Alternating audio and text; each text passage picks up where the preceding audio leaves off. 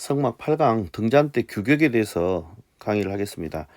등잔대는 순금으로 만들고 등잔대를 쳐서 만들어라 그렇게 하나님께서 말씀하셨어요. 이런 금속 종류들은 이제 주조가 있죠. 만드는 방법이 형틀에다가 이제 붓는 방법이고, 그 다음에 망치로 때려서 좀 강도를 좀 더 주조보다 좀 더 강화시킨다든지 날카로움을 원하는 그런 것들은 이제 단조로 이제 만드는 겁니다. 등잔대는 이제 단조로 만듭니다. 쳐서 만들죠. 그리고 이제 밑판, 줄기, 잔, 꽃받침, 꽃 이런 것들을 한 덩이로 연결하라는데, 왼쪽 그림 보시면 밑판, 등잔대 밑판이 이겁니다. 밑판과 줄기, 줄기는 가운데에 있는 것을 줄기라고 합니다. 그 다음에 잔, 그림엔 자세히 설명이 안 돼 있지만은 중간중간에 있는 것들이 이제 잔입니다. 자, 여기 보시면은 잔이죠. 이게 잔, 이런 것들이 잔이고, 또 잔에 꽃받침도 있고 꽃도 있고 이렇습니다. 그림에는 자세히 안 나왔지만은 조금 뒤에 설명을 하겠습니다.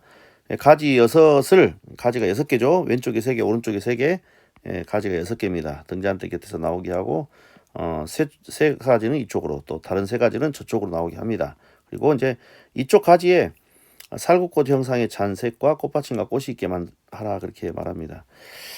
여러분, 이제 이런 것들은 다 그냥 고증에 해당되는 내용입니다. 이 3절 같은 경우는요, 이제 그림으로 이제 보여주면 참 쉬운 내용인데, 이것을 말로 성경에서 설명하고 있기 때문에 이것을 우리가 이제 고증을 해야 되는 겁니다. 그래서 이제 가지가 이렇게 있다고 봤을 때 이런 그림을 보셨을 거예요. 살구꽃 형상이 3개가, 이 살꽃이라고 봅시다. 이걸 살꽃 형상 3개. 그 다음에 꽃받침 있고, 그 다음에 꽃이 있는 겁니다. 이렇게 살꽃 이렇게 있는 겁니다. 그렇게 해가지고 이것이 6개, 6개가 이제 양쪽으로, 왼쪽에 3개, 오른쪽에 3개, 그렇게 하라는 겁니다. 저쪽까지에도 살꽃 형상의 잔색과 꽃받침과 꽃이 있게 해가지고 등잔대에서 나온 가지 6을, 가지가 6개잖아요. 가지 6을 갖게 해라. 그렇게 하는데, 또 어떤 이제 또 고증하는 또 책을 보면은 똑같은 가지인데 이렇게 해놓는 경우도 있습니다. 살구꽃 형상의 잔을 1개, 2개, 3개 이렇게 떼어가지고 3개를 떼어가지고 색과, 또 꽃받침도 잔 바로 위에, 그 다음에 꽃이 이렇게 있는 겁니다. 꽃이 가장 위가 이렇게 있는 거죠. 이렇게도 고증을 합니다. 그러면 어떤 것이 맞냐 이거예요. 이 방법이 맞냐, 이 방법이 맞냐, 아무도 모릅니다. 결론은 아무도 몰라요.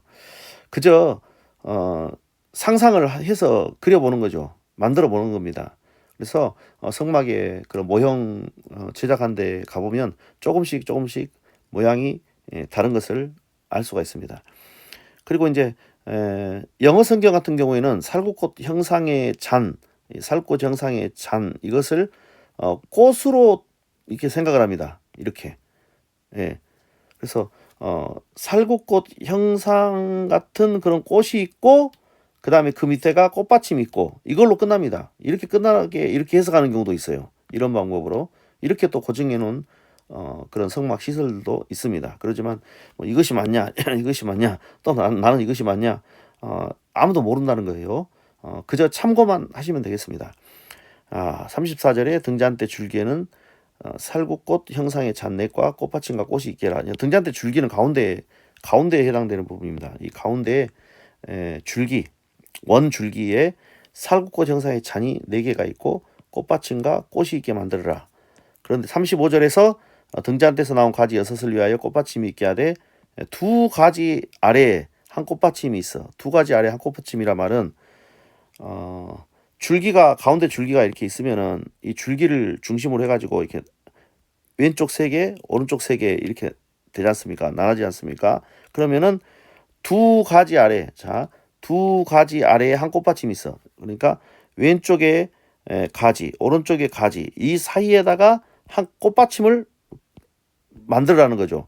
여기 위에도 마찬가지죠. 여기도 2가지 아래에 한 꽃받침을 만들란 말입니다. 여기도 마찬가지로 2가지 아래에 한 꽃받침을 만들라는 겁니다. 그래서 가운데 줄기와 연결을 해라.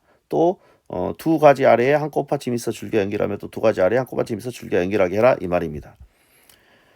자, 37절을 보시면 등잔 7을 만들어 그 위에 두어 앞을 비추게 해라. 가지가 6개니까 6개고 가운데 이제 줄기에서 올라온 것이 있을 거 아닙니까? 그러니까 등잔이 7개인 거죠. 1개, 2개, 3개, 가운데 4개, 그다음에 오른쪽 3개, 7개가 있는 겁니다. 등잔 7을 만들어서 그 위에 두어 앞을 비추게 해라 그럽니다. 등잔은 어디냐? 자, 성막입니다. 성막, 성소와 지성소 그림이죠. 성소와 지성소에서 성소가 한 이 정도 차지합니다. 성소가 이 정도 차지하는데 이 성소를 들어가게 되면은 왼쪽에가 등잔대가 있어요. 예, 왼쪽에가 등잔대가 있고 들어가시면 오른쪽에는 떡상이 있습니다.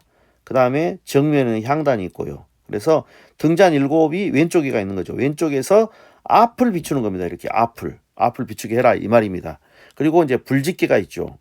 불짓개는 등잔대의 그 심지를 관리하는 겁니다. 이게 등잔이라고 보면은 이게 등잔에 보면은 여기 심지가 이렇게 있겠죠. 심지가 이렇게 있으면은 심지가 뭐 계속 1년 내내 뭐 살아있는 것이 아니고 탈 거 아닙니까? 이게 불이 붙어가지고 이게 타는데 이 심지가 타버리면 이제 시커멓게 되겠죠. 그러면 이것을 불지게로 잘라주는 것입니다. 이렇게 잘라줘. 심지를 또 나중에 또 심지를 다 사용하면은 또 심지를 갈아줍니다. 그리고 심지가 또 너무 높게 올라와 있으면요, 불이 이제 센 불이 되는 거죠. 우리가 싼 불이라고 하잖아요. 연기가 많이 나는 그런 싼 불이 나니까 심지를 좀 내려주고, 또 심지가 또 타다가 보면 또 너무 내려가 있는 경우에는 불이 약해가지고 또 꺼질 수가 있죠. 이런 것들을 제사장들이 관리를 한 겁니다. 이 불집게로 잘라내고 또 심지를 들었다 내렸다 하면서 이 불집게를 가지고 관리를 한 겁니다. 그 다음에 이제 불똥 그릇이 나오는데 이 불똥 그릇은 두 가지 견해가 있습니다. 한 가지 견해는 뭐냐면 불집게로 이 심지를 잘라내면 이 똥이 있지 않습니까? 새까맣게 이제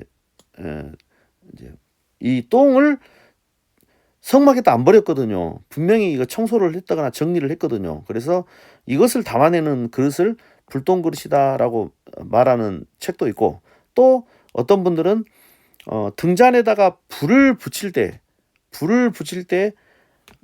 어떤 뭔가 불쏘시개가 있어야 되잖아요. 번제단에서 불을 붙여 가지고 와가지고 등잔대에다가 불을 붙이거든요. 그럴 때 사용하는 그릇이다라는 그 견해가 있어요. 이 두 가지 견해가 있는데 그냥 참조하시면 되겠습니다. 불똥 그릇이 꼭 이거다 저거다 예민하게 반응할 필요가 없는 것이 수천 년 전에 글로 기록한 내용을 우리가 그림으로 표현을 하다 보니까 제대로 표현이 안 되는 경향이 있어요. 이 두 개를 순금으로 만들어라. 그리고 등잔대와 그 모든 기구 순금 1달란트로 만들어라. 1달란트는 이제 무게의 단위죠. 어떤 사람들은 25kg이 1달란트다. 어떤 사람들은 또 30kg이 1달란트다 이렇게 말하는데 대략 25에서 30kg 이 정도 되는 무게를 1달란트라고 생각하시면 되겠습니다. 너는 삼가 이 산에서 내게 보인 양식대로 하나님께서 보여주신 양식대로 만들어라. 성막이 참 중요한 것이 그겁니다. 성막 마지막 장 39장 40장 보시면 명령하신 대로 만들었더라 이런 내용이 반복이 되거든요. 모세나 또는 브살렐, 오홀리압이 아무리 하나님의 지혜를 받았다고 하지만은 자기 마음대로 만드는 것이 아니고 성막은 하나님께서 가르쳐 준 대로 보여준 대로 그 양식대로 만드는 것이 가장 중요한 겁니다. 자, 오늘 성막 8강 좀 복잡한 내용들도 좀 들어있었지만은 그래도 마지막까지 들어주셔서 참 감사합니다.